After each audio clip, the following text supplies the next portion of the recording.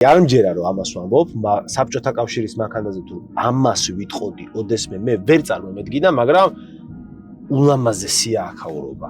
ნახეთ რა მაგარია რა. სხვათა შორის სპიდომეტრში არის 0 2 4 6 8 10 და მე ეგრე მიდის რა. და თუ გინდა სიჩქარე გაიგო რამდენით მიდიხარ, 1 0 უნდა მიუწერო უბრალოდ რა. 2 არის 20, 4 არის 40, 6 არის 60 და ასე შემდეგ. და ბოლოს 200. რა თქმა უნდა, ეს მანქანა 200 ვერასოდეს წავიდო და მაგრამ აწერია რა. საბჭოთა კავშირი აფეხებზე არ გედია დააწერენ რასაც უნდათ. რო გეკითხა ყოველი კვარტლის ბოლოს გადაჭარბებით ვაბარებდით ყველაფერს.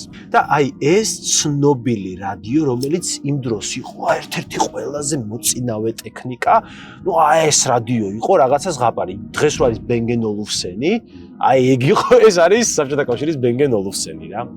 სხვათა შორის მინდა აღვნიშნო, რომ ვიზუალურად ძალიან საკაიფოდაა გაკეთებული. აქ დახავთ რომ არის დალნი და სრედნი ვოლნი, ანუ ტალღები, შორეული და საშუალო ტალღები, ასევე არხებიც არის, რომელიც სიმართლე გითხრათ, ზუსტად არ ვიცი რას ნიშნავს. მე ამ პერიოდის ადამიანი არ ვარ და ვინც იცით, ხო დაწერეთ კომენტარებში, აი ეს ღილაკები რას ნიშნავს, ძალიან დავაფასებ და მადლობელი ვიქნები წინასწარ. ეხლა ამარო იმუშაოს გამუშტერდები. რო იმუშავა კარგი იქნება და მაგრამ არ მუშაობს სამწუხაროდ რა. აქ არის გათბობა, აქ არის დაბერვა, ეს არის, რა თქმა უნდა, სიგარეტის დასაყიდებელი, იმიტომ რომ მაშინ ეს იყო ჩვეულებრივი ამბავი. ეხლა რო არის რომ სიგარეტის მოწევა არ არის კარგი ტონი, მაშინ კაცი თუ სიგარეტს არ ეწევოდა, კითხოსავდნენ გეი ხო არ არისო რა. საფერფლე რა მაგრაა ბიჭო გაკეთებული ნახე. ამაზე კიდე ცალკე ვიდეო უნდა დადო რა, ჩაიკას საფერფლე უნდა დააწერო და განიხილო. და თუ დააკვირდებით, საათი არის აქ გაკეთებული. ეხლა რატო?